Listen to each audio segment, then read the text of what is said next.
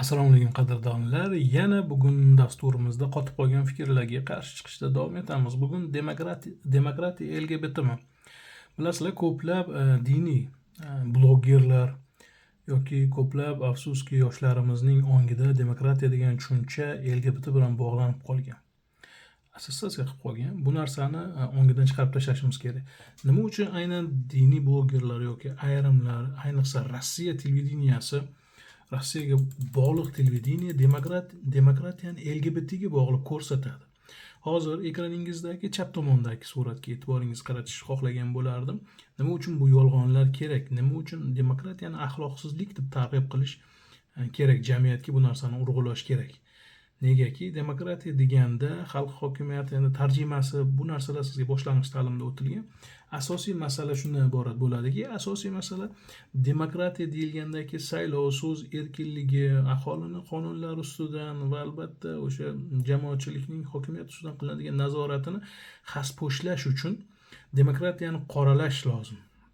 Bu narsa o'sib kelayotgan avlod umuman ommani ichida keng tarqatiladigan bo'lsa, keng tarqatilgandan so'ng bu narsadan foydalanish, odamlarni ishontirish juda oson bo'lib qoladi.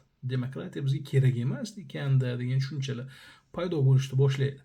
Xo'p, siyosatchilar va hokimiyat uchun qulay odamlar chalg'iydi, haqiqiy savol berilmaydi. Agar odamlar asl ma'nosini tushunsa, saylovda ularni almashtirish mumkin ekanligini tushunib qolishadi. Demokratiya saylov, qonun va nazoratdir. Demokratiya bu xalqning hokimiyatni tanlashi va uni nazorat qilishidir. Erkin saylovlar, xalq vakillarining parlamentda saylanishi, qonunning ustuvorligi ustidan, hatto qonunning ustidan ham nazorat qilinishi. Amaldorlar uni to'g'ri ishlatyapti, uni ham siz nazorat qilish imkoniyatiga ega bo'lasiz. Albatta, bu uchinchi hokimiyat deb ataladigan butun dunyoda so'z erkinligi, matbuotning erkinligi haqidadir va albatta nazorat haqida aytib o'tdik.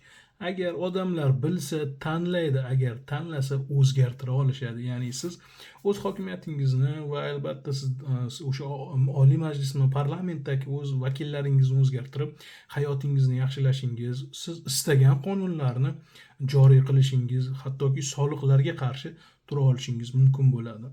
Bu narsalarni va albatta hokimiyatda ildiz otib, umuman almashishni istamaydigan hokimiyat vakillari, diniy ulamolar, diniy bloggerlarni ayrimlarini bu narsaga safarbar qiladilar va ongingizda demokratiyaga qarshi yomon asosiyalarni, tushunchalarni tashkil qiladilar, paydo qiladilar. Shuning uchun e'tiborli bo'ling, izlaning, qotib qolmang fikrlarda. Doim olg'a.